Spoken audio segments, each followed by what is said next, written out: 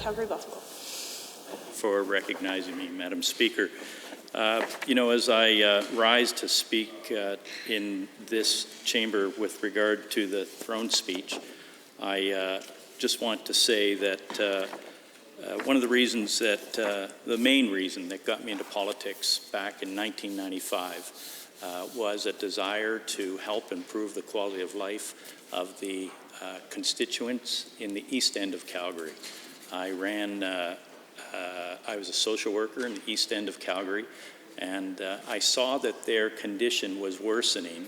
Not everyone, of course, but those who were vulnerable, those who were without means, who were relying on government supports.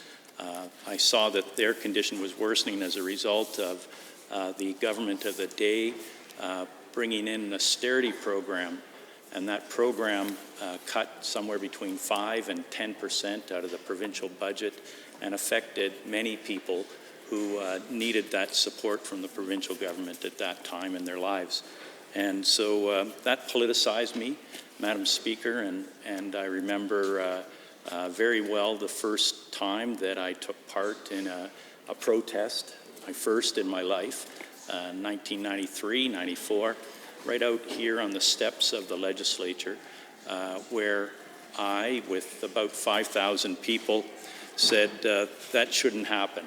Our government should look to support people when they need those supports, and when they don't, of course, then they contribute back into the social fabric of this province with their tax dollars and their contributions and their social and their social capacity.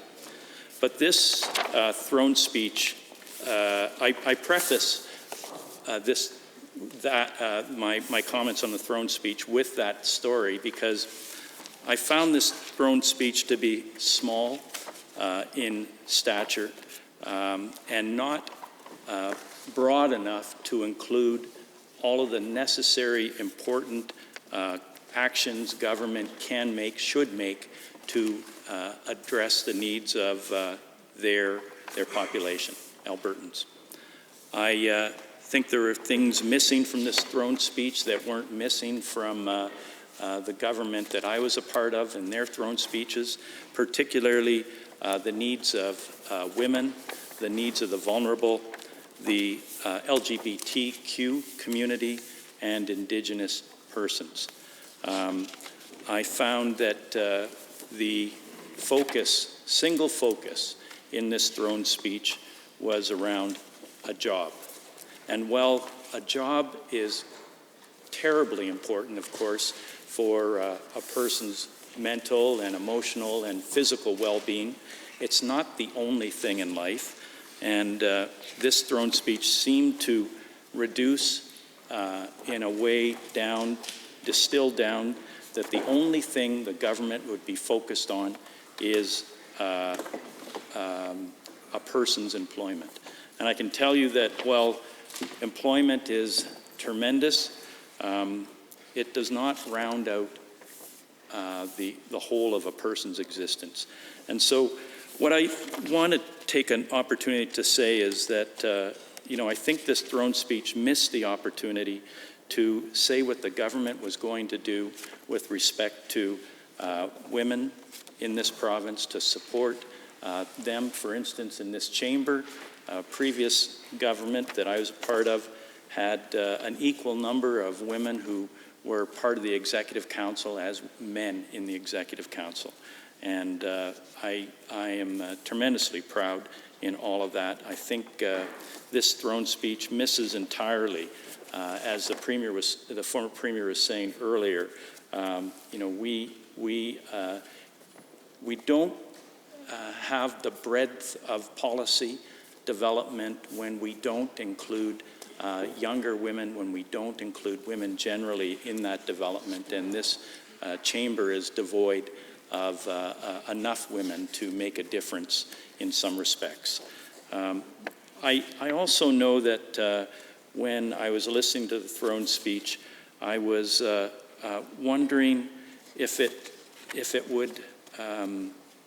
would really speak to Albertans beyond the information that's in here with regard to the economy.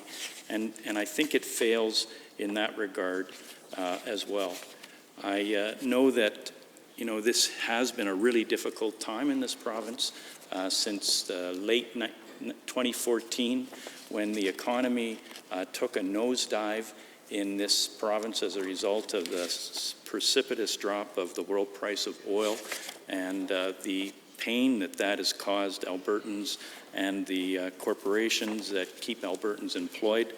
I know that, as a government, we were really focused on ensuring that Albertans had the supports and we had their back through that recession that lasted far too long for any of us, I'm sure.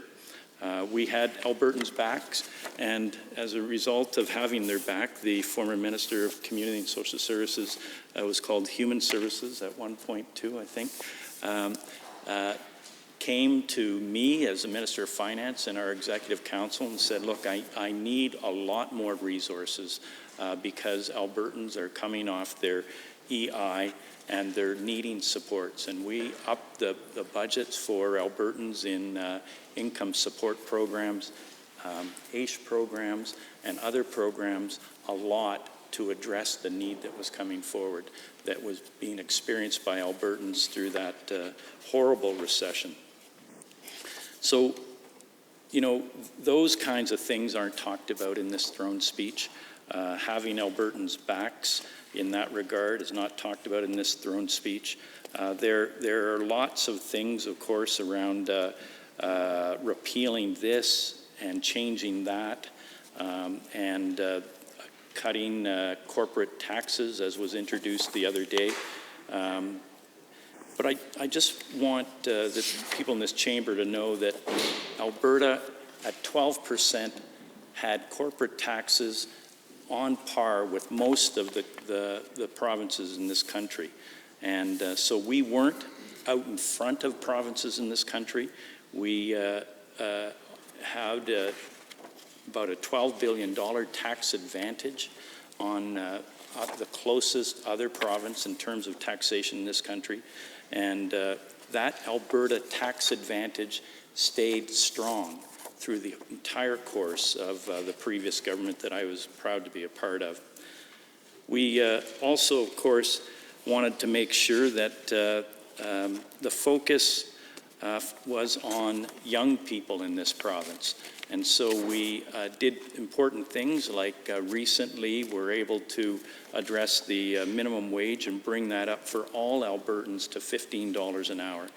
And this, of course, throne speech talks about repealing that as well. And I think that's in the wrong direction, Madam Speaker. I think, I and others around here have said repeatedly that a minimum wage is a minimum wage is a minimum wage. And of course, this throne speech undoes that as well. And so that advantage won't be for young people, it'll be for businesses. And the balance just seems to be wrong in this throne speech, where the balance could have been pretty equal for citizens and others in this province, entities, corporations. It swings far too much, in my estimation and the estimation of many Albertans, away from the needs of citizens in this province. But be that as it may, Madam Speaker, we'll continue to raise that issue with Albertans whenever they ask and whenever I have the opportunity. The other thing that I wanted to point out, Madam Speaker, is the almost, it does talk about the Indigenous Opportunities Corporation here, and we heard that again from the Premier today in terms of how he believes that's groundbreaking.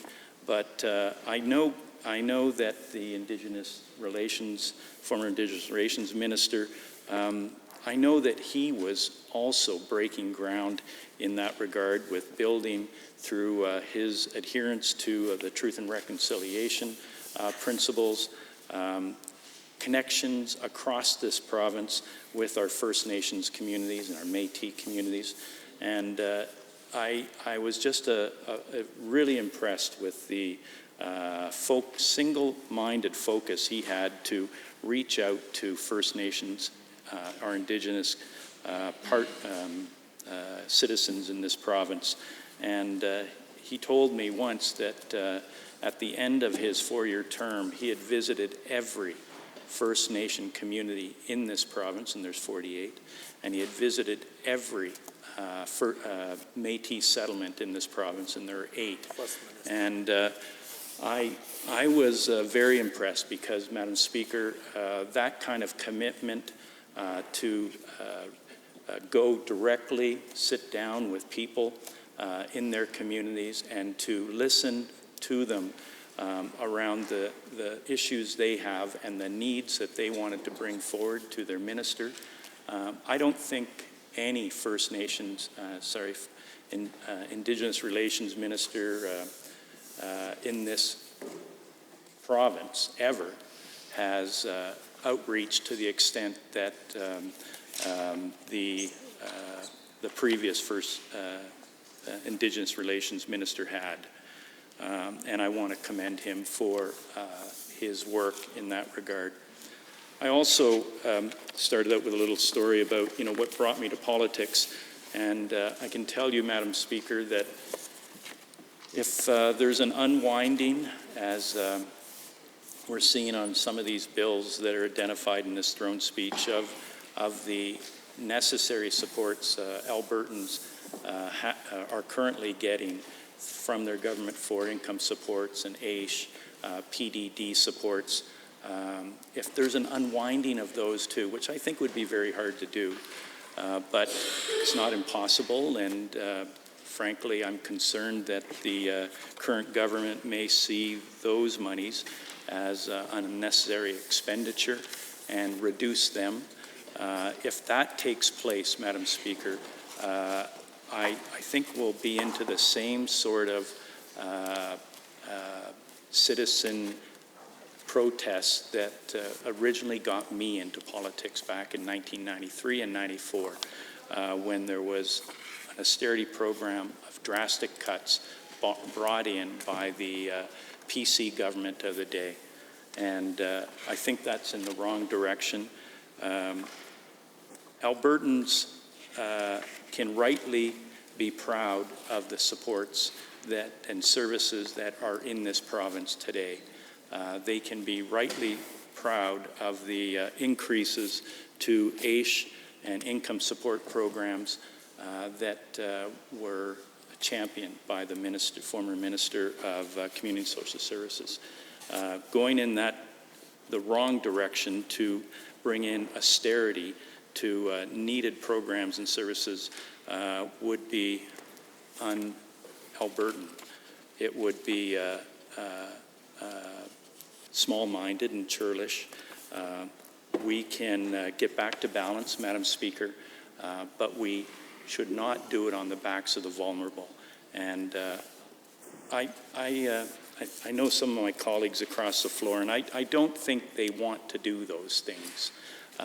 But they do have a single-minded focus to get to balance, as we did. But my fear is that they'll try and get to balance by cutting programs and services that Albertans can rightly be proud of today, but won't be if they start to see them be pulled back under their feet. The work of the previous government was, and this, I've got to add up the number of bills that were brought in the 4 years that the previous government was in place that I was proud to be a part of. And the number 60 plus is in my mind, and I really have to find out the exact number of bills that were brought before this House because,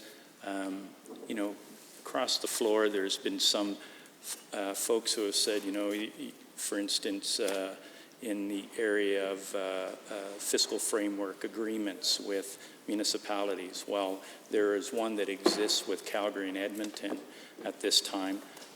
The other approximately 340